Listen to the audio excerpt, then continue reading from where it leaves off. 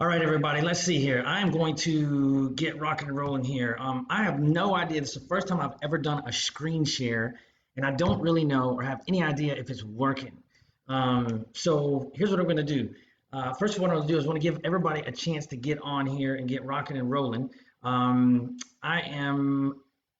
Can somebody let me know if I am? Yes, we are rocking and rolling. Okay, Chris Angstad. Chris, can you let me know, my friend, the first time I've done a screen share, can you see my PowerPoint right now? If you could type in and let me know if you can see my PowerPoint or if we're having a problem. I need you guys to be patient with me. I can tell you we're going to bring some hot sauce today, though.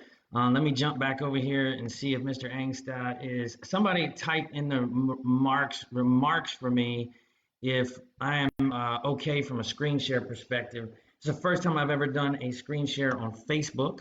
And I want to make sure it's working right. So somebody jump on and tell me. Chris, yes. Okay, cool. Let me get rocking and rolling. I don't think you guys can see me, but I'm going to keep jabbering. First and foremost, I wanted to tell you before we get rocking and rolling what we are going to talk to you about today. Okay. I'm excited about this because I know a lot of people right now are concerned. A lot of people are fearful. And I'm not going to sit here and tell you that I've got it all figured out. I'm not going to tell you that I don't have some concerns and fear doesn't cross my mind on occasion. But what I am going to tell you, okay, what I am going to tell you is it is very limited at this current time, right? And so I want to share with you why I've been able to mitigate a lot of that, and more importantly, how you can implement this type of structure inside of your business. We're going to get this rock and rolling. What I want to talk to you about today too is I've had a great morning. So before we get into the business component of this, I want to remind you, right? I got up today. I got up with my little 6-year-old little girl, Ava. We rocked it. We did a workout, right? She's gotten to where she wants me, since we're all stuck at home, she wants me to get her up out of bed so she can work out with her daddy. So I encourage you to lead by example for your children right now, and don't let them see whatever is on your mind unless it's positivity, right? Don't let them see it. Don't let your spouse see it. Lead by example, be a bright light. That's what they need to see right now. They need to feel some certainty because that's what everybody is missing right now. Okay, so here's what we're going to do. I want to share with you something.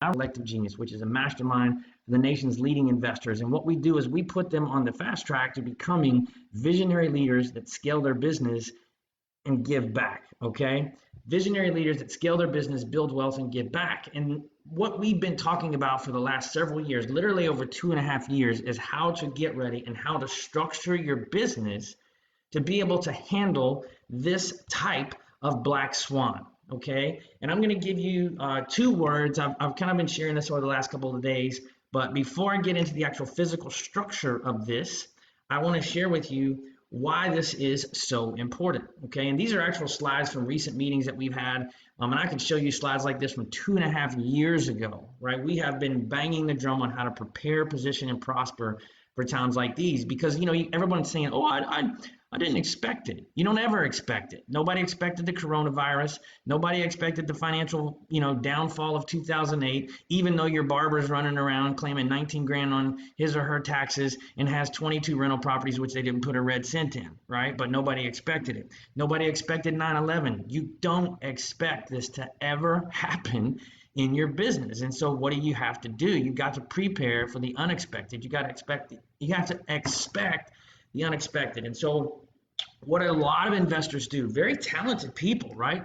Business owners that have done extremely well, is they don't have any level of what I call cash management. All right. When you're running a real estate business, man, things can get complicated. Okay. Things can get complicated. Why? You've got funds coming in, you're raising capital, you got funds going out, you're paying off chunks of debt as well as debt service on your rentals. You got tons of projects going on at one time. Each of them has 1,000 line items. If you're doing rehabs, on the scope of work, and they're all, money's flying everywhere. You're hiring people to build your team, in a lot of cases until you get them up and running. It takes 3 to 6 months, right? It takes 3 to 6 months. Where you're kind of paying their salary and getting them dialed in, but they're not producing yet, right? So you've got a lot of strains on your business. You've got different forces all at the same time. You're closing deals and making money, but yet you've got a lot of other things going on that are sucking money out, and you've got 1,000 transactions going on. And at any given time, right? At any given time, you don't know what's actually yours, okay? So a couple things I want to share with you. There's two key words. I hope that you'll write these down, or put them in the comments, right? Put these two words, all caps, put them in the comments, because these are the two critical words. And this is a very simple, it's going to seem like a simple term, but what it really is a discipline, okay? This is not rocket science. This is a discipline. And so many investors struggle with it. And in times like these, if you've been implementing a specific process-driven cash management platform inside of your business, you can make it through times like these, okay? And I've been doing this for years and years and years. And again, I'm not here in any way to sound like I've got it figured out. I don't by any way, shape, or form, but I'm also fortunately in a position right now where don't get me wrong, I woke up today and I'm throttled down. I'm working towards, stabilizing my business, et cetera. But at the end of the day, I have peace. I have some calm because of the system that I'm about to share with you, right? There's nothing for sale here. This is just good information, all right? So cash management is a process which shifts you from glancing at your bank account every now and then into studying your P&L, forecasting your pipeline performance. And this is really a necessary skill set, right? This is a necessary skill set to elevate you to the next level so you don't get into a situation right now where you're deeply concerned about, are you going to make it through this? Is your business going to make it through this, right? Is your family going to make it through this? And so the thing that I want to share with you, I'm a little excited right now, so I'm going to simmer down a little bit. The thing that I want to share with you is profit. Okay, I encourage you to write this down. Put it in the comments. Put it in the comments. Profit is not something that merely shows up in the bottom right hand corner of your P&L. Okay, I want to repeat that one more time. Profit is not something that merely shows up in the bottom right hand corner of your P&L. Okay, it's not just this figure. It's got to be physically taken and extracted from the business, which I'm going to share with you how you do that, how you structure it here in just a minute. All right. But you've got to, and a lot of times on your P&L, first of all, I can tell you right now, I would suspect, or I would guess that 90% of the folks who are going to listen, who are listening to this right now and who are going to watch this, probably don't even operate off of a P&L. All right. If you want to run a sophisticated business and really get the optics that you need to drive your business forward, you have got to get a P&L that you literally have a structured time once a month where you review it. You review it with your partner, or if you're a lone wolf, you review it with your team. You're sharing what's happening inside of the business, and you got the optics to make decisions going forward. What does that really look like? I can tell you right now, the savviest people right now are pulling up their P&Ls, they're exporting it into spreadsheet, they're sorting it based upon expense level, and they're going through and they're shredding, right? That gives them the ability. That's what we're doing today. We've got a call today at 1 o'clock for everybody inside of the Collective Genius, which is the organization that I run. And we're actually physically going to be going through some P&Ls, sifting them and sorting them based upon expense levels and figuring out how to manage through these challenging times based upon that process, okay? So cash management, you can have a green P&L, but a red bank account because of this, right? Point number 2. Things can get hairy when you're running your business. Money's flowing, money's going. And if you don't have a cash flow report that's extremely accurate, it can get really difficult, right? Super difficult to know what is yours and what is not yours, okay? Right? Like there it is. It's right there. Things get hairy because you don't know what's mine and what's not. You look at your account and you're like, oh man, I got 800 grand in there. And then you pay off a couple of lenders after closing, pay them back their funds and their interest and their points and all their stuff. And then you pay out your salespeople and you pay everything out. And in an instant, right, that 800 grand in an instant can evaporate. And you're looking up and you got 100 or 150 grand in the bank from one day to the next, right? That's a significant dip, $650,000. You don't know what's yours and what's not. So you've got to get the right financial structures in place to be able to guide you so you understand what is yours and what is not. And in order to do that, you've got to have cash management, and you've got to specifically, methodically on a recurring basis, extract profit from your business. I'm going to show you how I've done that. Um, and what I'm going to do is bring you, we're going to have actually a webinar here in a few weeks. I'm going to bring the gentleman on who's actually taught me this system, okay? And again, I want to stress to everybody, I am here to help. Everybody needs some help right now, and I encourage you, if you're in a position to share, if you're solid right now, right? Not that we don't all have concerns, but if you're solid financially, share with people how you've created that level of success and environment. And that's what I'm going to do with you right now, okay? So what I want to share with you is a structure that I've put to place, and I call it, I shouldn't say I call it Profit First. It's called Profit First. This is not something that I've invented. I'm not here to take claim or say that this is mine or anything like that. But my goal is to share with you what we have done, what myself and my wife have done, very strategically and methodically. Those things are key. This is a discipline, okay? A lot of you, when I show you this, are going to be like, oh, that's really simple. You're right. This is really simple. It is not necessarily some fancy, sophisticated system. What it is a discipline, okay? And if you don't have the discipline to do these types of things, you suffer during times like this, okay? Now, here's the other thing I want to share with you. This is going to cost you opportunity, okay?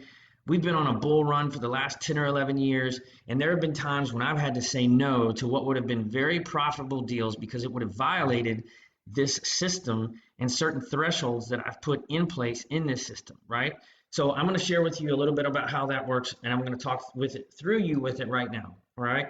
If you've been in business for any length of time, okay, you should have a specific account that is set up for, let me give you a framework of this real quick, or an overview, okay? I've got 5 different accounts set up, all right? As you can see, there's the CG, which is my Collective Genius Cash Flow account. There's my CG Investing account, which is by and large for retained earnings, okay?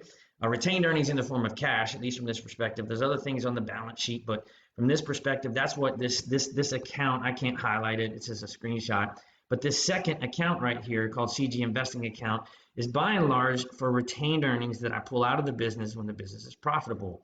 Second, obviously you got to have a personal checking account. You got to pay bills out of there, etc. Third is fourth is tax and short-term investments. Okay, there's a lot of talented investors out there. Literally, I was Facebook messaging with a gentleman last night, and he shared a very personal story with me. Right? He's like, man, I'm a little concerned right now. I've let my business go and I owe 160 grand to the IRS and it caught me by surprise.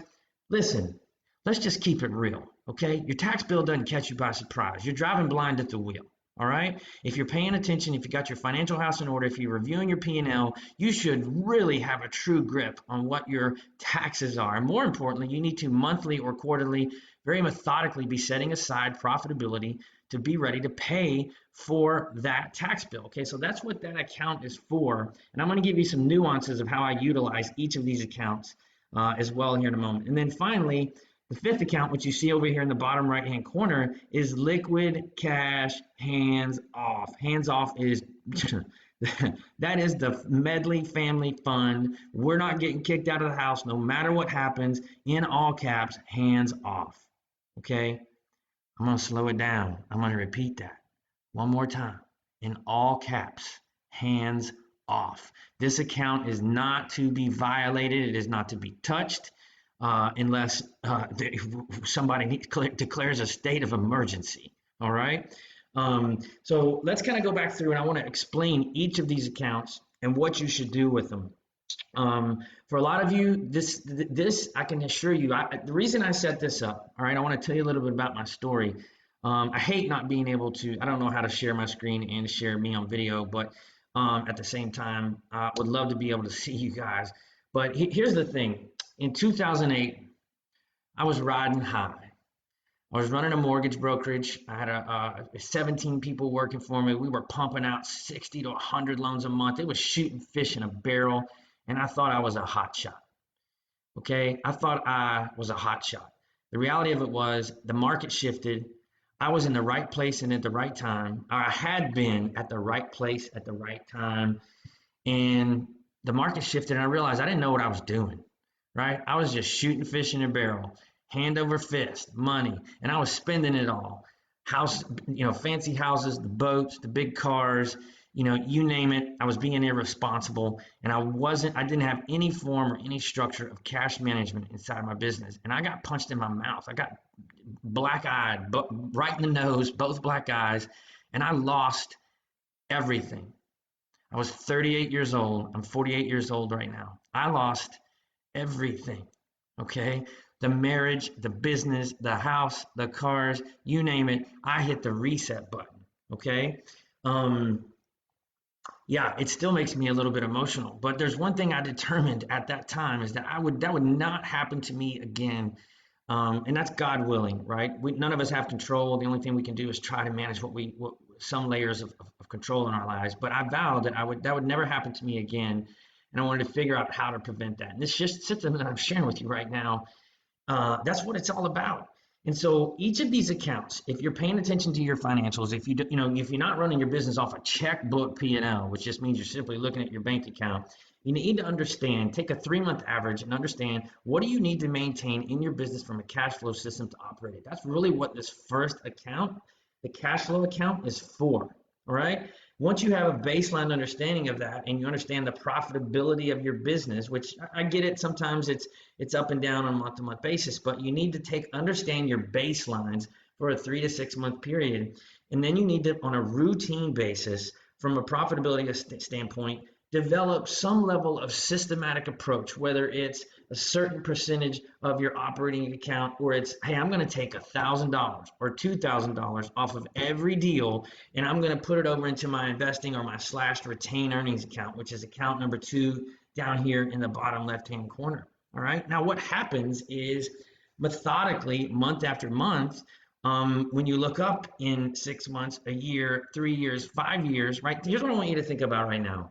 I want you to walk through the math. If you had taken $2,000 of profit off of every deal that you've done in the last 5 years, okay? $2,000, and you didn't touch it, and you forced your business to grow based upon what was left in your cash flow account or your operating account. If you're doing, let's say, 100 deals a year, okay, and you're pulling off $2,000, that's 200 grand, and over the last 5 years, that is $1 million in cash. And let me ask you a question. What do you want right now more than anything? What do you want right now more than anything? You want certainty, and you would have that, not certainty. We don't ever have certainty, right? But you would have more certainty if you had been following a regimented system and disciplined enough to pull cash in some strategic way, some level of systematic approach, and place it into that investing account in the form of retained earnings. Now, listen, I'm giving you a simplistic approach to this. Everybody's business is different. You might run a different business. You might only do rentals. You might only do wholesaling. You might only do rehabs. You might do all three.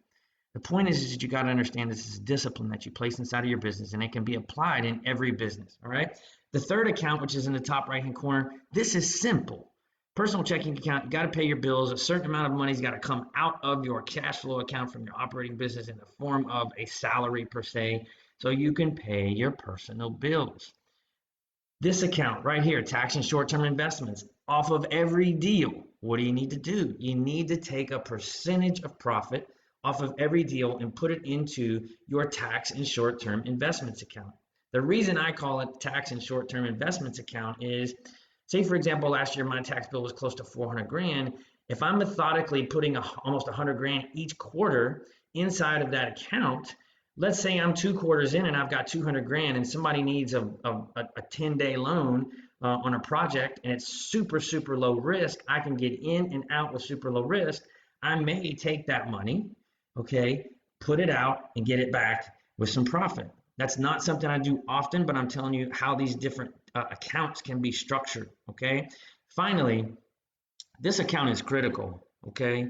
This account in the bottom right-hand corner is critical. This is, by and large, the second layer of what gives me a very high-level peace of mind right now, and that is liquid cash hands off. And that goes back to, again, taking a piece of every single deal or looking at your P&L on a monthly basis and pinching off money that you don't touch, that protects you and protects your family. Okay? Again, this is a super high overview of this process. Now, what I am going to do, and I'm putting this together right now, is there's a book out there called Profit First. Okay, book out there called Profit First, and this gentleman right here he wrote it, and he was actually the keynote speaker at one of our Collective Genius meetings here recently, and he wrote the book Profit First. Okay.